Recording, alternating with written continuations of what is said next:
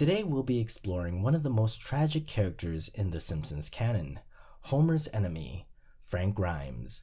Frank Grimes, or Grimy, appeared in what many consider to be one of the darkest episodes in all of The Simpsons. What made episode 23 of season 8 so unique and unforgettable was that the Frank Grimes character actually represented a normal person, a hardworking, persevering American everyman stepping into the Simpsons universe. Frank Grimes is most of us. But what was it that made Frank Grimes so relatable, yet so tragic? It was the shape of his story.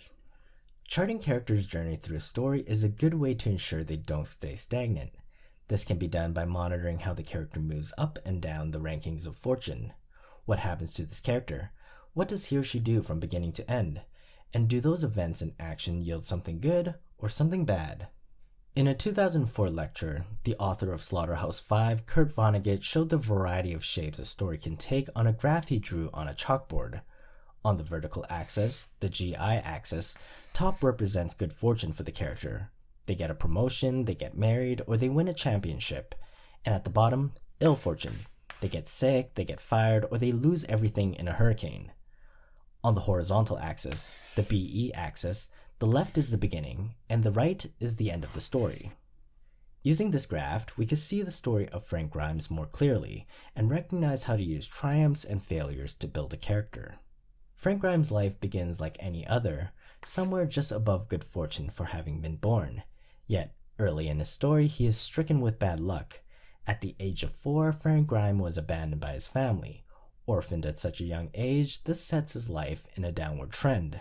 At least he gets a job, but he doesn't rise up far, for it's a job as a delivery boy, delivering toys to richer, more fortunate children. Fortune continues going down for many years until his 18th birthday, when Frank Grimes is blown up in a silo explosion. The bottom falls out, and we find our character as low as he's ever been.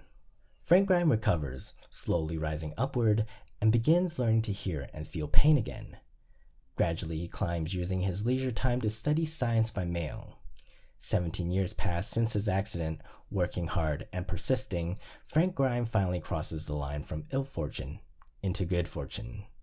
At 35 years old, he received his correspondence school diploma in nuclear physics with a minor in determination. He experiences a blip immediately after this as a bird tries to steal his diploma.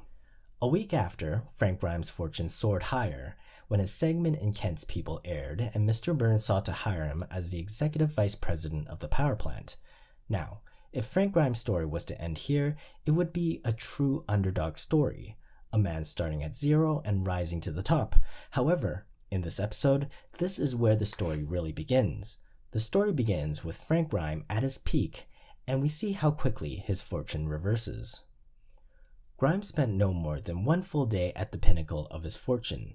The next day, Mr. Byrne watched another segment of Kent's People, this time about a heroic dog, and had already forgotten about the self-made man. Having been put out of the way, Grimes begins a slow decline into madness, first with Homer touching his pencils, then calling him Stretch and eating his special dietetic lunch, then destroying his pencils, and finally being annoying and shirking his job, especially when there's a 513. Even as annoying as Homer is, Grimes doesn't fall below origin.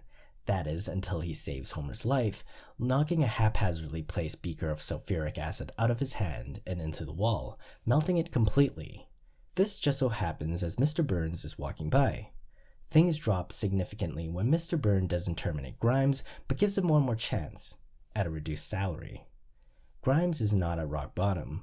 Things aren't worse than when he was caught in the silo explosion, but it's a dramatic turning point for Grimes, who wants nothing more to do with Homer.